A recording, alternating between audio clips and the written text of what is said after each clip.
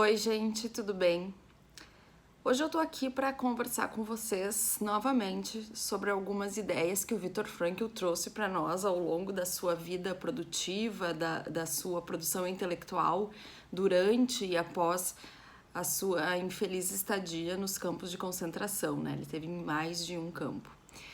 Tem um conceito dele que está em especial retratado nesse livro aqui, que é um livro pequenininho dele, que também, como os demais, traz uma série de transcrições de conferências que ele fez pelo mundo ao longo das últimas décadas do século XX, sobre as pesquisas dele, enfim, um parênteses, os livros do Viktor Frankl, em geral, eles não são metodologicamente estruturados, muitos deles são conferências mesmo transcritas, por isso que eu acabo pensando em conversar aqui com vocês ideias que eu capturo, né, digamos assim, de diferentes livros dele. Eu acabei adquirindo 5 livros do Frankl, porque me interessou demasiadamente o que ele tinha para dizer, e por isso que eu acabo fazendo um apanhado de ideias, né? Essa ideia que eu quero trazer hoje, que é o conceito que ele traz de neurose coletiva, ele trata então bastante nesse livrinho azul. E o que é a neurose coletiva? Como que ele descreve isso? Bom, Frankl vai nos falar aqui, na época da psicanálise de Freud, por exemplo, se entendia que a neurose da época, que afetava, digamos assim, a sociedade como um todo, era a neurose sexual, ou seja, o excesso de restrições sexuais, que todas as repressões sexuais, na verdade, que estavam no inconsciente das pessoas, elas acabavam refletindo nas suas ações, nas suas psicopatologias, enfim. Posteriormente, no campo da análise das doenças psicológicas, se entendeu que o homem tinha um problema, na verdade, não de repressão sexual, mas de sentimento de inferioridade por uma sociedade de classes que avançava. Porém, Frankl, e vejam que interessante, porque ele não fala isso hoje em 2019, ele fala isso na década de 60, 70, 80. Ele fala sobre a neurose coletiva, que é atualmente, e eu diria atualissimamente, digamos assim, é o vazio existencial. O vazio existencial da nossa sociedade, ela se dá através de 2 manifestações básicas. Uma é o tédio que é como ele fala, né, sobre aquela... ele fala em algum momento também da neurose dominical, que é quando tu se dá conta de quanto a tua vida é rasa. Isso se dá em geral no domingo, quando tu consegue parar aquele momento. Tem um pouco aqui do aspecto que a gente estava falando ontem sobre vida interior, né? E tu se dá conta que nada te preenche. E outra manifestação do vazio existencial da nossa época é a indiferença, ou seja, o ser humano não tem mais iniciativa para nada, ele não se engaja em projetos, não se engaja em nada que vá construir a sua imagem como homem, né? Como o interesse autêntico, digamos assim, pelo que é um pouco autotranscendente, um pouco transcendente a ele mesmo, muito menos a questões de sociedade, ou mesmo de posições de transcendência ou de religiosas, enfim. Mas o que acontece? Em face dessas manifestações, o Frankl diz que a gente tem uma tríade muito perigosa que se forma na sociedade, que manifesta essa neurose do vazio existencial.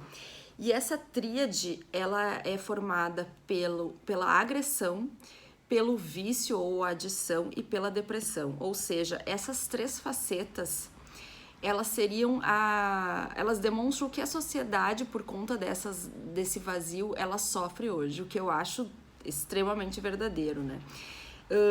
Trata pormenorizadamente nos seus livros sobre esses aspectos, que a gente não precisa nem discutir o quão evidentes são que a gente tenha isso, né?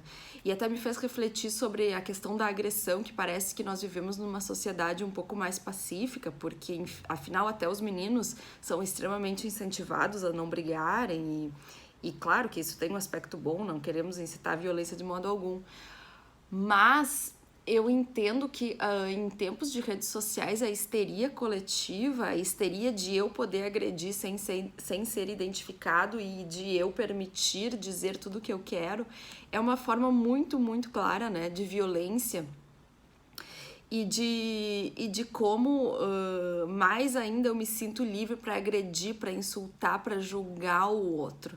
Então, não acho que em nenhum aspecto, só mudou, digamos assim, a forma de manifestação dessa violência que o Frankl já detectou na nossa sociedade há uns tempo atrás.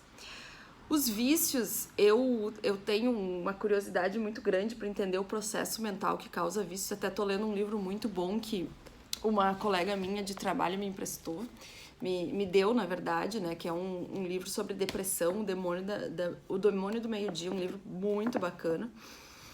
E ele fala em alguns momentos sobre a relação vício e depressão, né? Como um acaba alimentando o outro e como é difícil tu tratar, na verdade, um ou outro, como começar, né, esse tratamento. Se um alcoólatra, por exemplo, depressivo, eu começo tratando o alcoolismo, enfim, ou é um que potencializa. São linhas muito tênues. E além do vício que provavelmente o Frankl se referia, né, na época, que é drogas, muito sobre drogas ele fala, né? Hoje existem muito mais drogas, mas eu ainda, hoje em dia, acho que há um vício da tecnologia, né? Nos nossos smartphones, o vício da notificação instantânea, o fato de os smartphones e as redes sociais nos afastarem totalmente da vida interior, como a gente falava ontem, e nos afastar principalmente dos instrumentos que nos levam à vida interior, que são, por exemplo, a vida intelectual, ou a contemplação da arte, ou o desenvolvimento cultural junto à nossa personalidade, né? Mas, enfim, a falta de sentido, portanto, a obra do Viktor Frankl é exatamente sobre isso, né? Sobre a necessidade de buscar um sentido, e ele dá muitas alternativas e como se faz a partir da logoterapia, que pode ser motivo de outros vídeos aqui, óbvio. Mas o preenchimento de sentido, ele sempre é bem contingente, ele sempre é muito pessoal, é eu que tenho que me perguntar por que eu estou aqui, eu me colocar como responsável da minha vida e trazer uns comos para minha vida, como viver, ou os motivos para eu viver, o que a vida exige de mim nesse momento, né? O que a vida exige de mim. Não existe esse niilismo que a gente vê na nossa sociedade justamente por causa desse tédio, ou seja, não tem valor nenhum estar aqui. E para concluir essa análise bem breve sobre a neurose coletiva de Viktor Frankl, eu queria encerrar com uma reflexão relacionada com esse livro mesmo, O Demônio do Meio-Dia, né?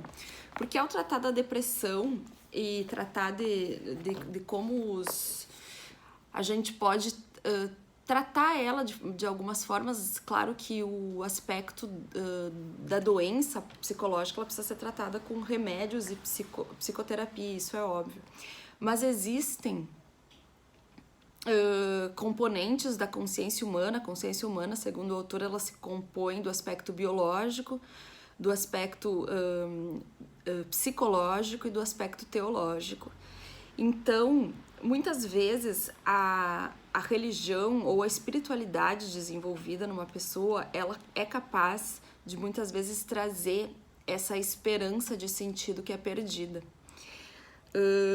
Em que pese falar sobre religião é algo muito delicado, porque trata de uma esfera muito pessoal, trata da esfera do incognoscível e do que não é, digamos assim, materialmente tangível para nós. É muito sensível, enfim, falar sobre isso. Mas, em que pese o livro seja muito técnico, me permitiu fazer uma conexão com Frankl, porque o autor fala muito como a esperança profilática e como a fé ela é capaz de trazer um sentido, renovar a vontade de viver, porque tu acaba reconhecendo ali um motivo pelo qual se manter vivo. Então, assim, ontem eu sugeri que se desenvolvesse a vida intelectual, a busca cultural por preenchimento, né, de uma vida interior, ou para que se comece a ter uma vida interior. Hoje eu acho que eu indico que a gente desenvolva a nossa fé. Ela não vai trazer o sentido que a gente busca por si só, e a falta de sentido por si só também não é uma patologia. Viktor Frankl fala isso, mas ela pode nos ajudar a enxergar mais qual aspecto da nossa vida que demanda esse redirecionamento ou esse olhar mais atento, certo? Um beijo para vocês, obrigada.